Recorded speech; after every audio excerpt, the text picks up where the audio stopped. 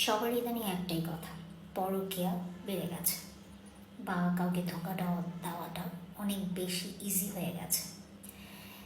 কিন্তু নিজেকে প্রশ্ন করুন, যে আপনাকে ধোঁকা দিবে বা যে আপনার সাথে চিট করবে, পরকীয়া করবে, সে তো যেইভাবেই হোক করবে।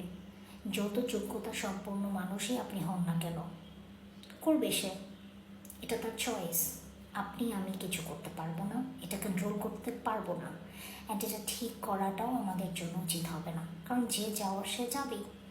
কিন্তু আপনি নিজেকে মেন্টালি এতটা স্ট্রং বানান যাতে করে কে গেল কে থাকলো সেটাতে আপনার কিচ্ছু যায় আসে না।